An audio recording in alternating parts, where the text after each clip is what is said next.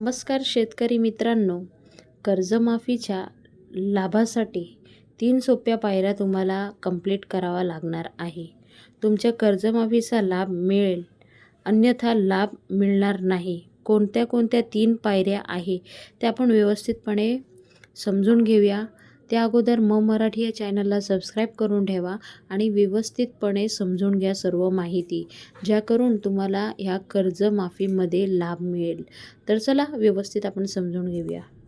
शेतकरी कर्जमुक्ती 2026 पात्र लाभ मिळण्यासाठी फक्त 3 महत्त्वाच्या पायऱ्या पूर्ण करायच्या आहे. यादीत नाव तपासा, फार्मर ID तयार करा, आधार बायोमेट्रिक प्रमाणीकरण पूर्ण करा. ह्या 3 महत्त्वाची गोष्ट आहे. ह्या 3 महत्त्वाचे पाया आहे. हे तुम्ही करून ठेवा, ज्याकरून तुम्हाला पुढे कर्जमाफीसाठी कोणत्याही प्रकारचा प्रॉब्लेम होणार नाही. तर शेतकरी कर्जमुक्ती 2026 लाभ मिळण्यासाठी या सोप्या पायऱ्या पूर्ण करायच्या आहे. योजनेचे मुख्य लाभ लोन 2 लाखापर्यंत कर्जमुक्ती तुम्हाला मिळणार आहे.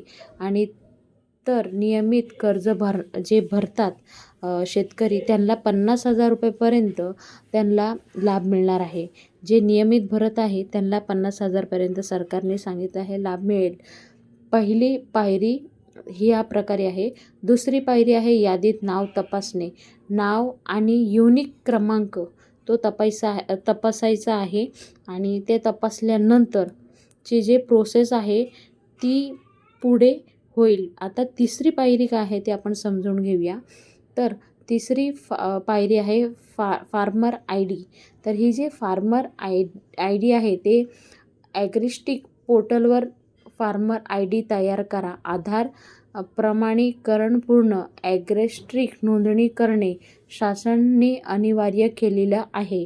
चौथी पायरी पाहून घेऊया. आधार प्रमाणीकरण बायोमेट्रिक पद्धतीने आधार प्रमाणीकरण पूर्ण करा. आपले सरकारचे केंद्र किंवा बँकेत केल्याने लाभ मिळेल. बायोमेट्रिक पद्धतीने आधार प्रमाणिक पूर्ण करा.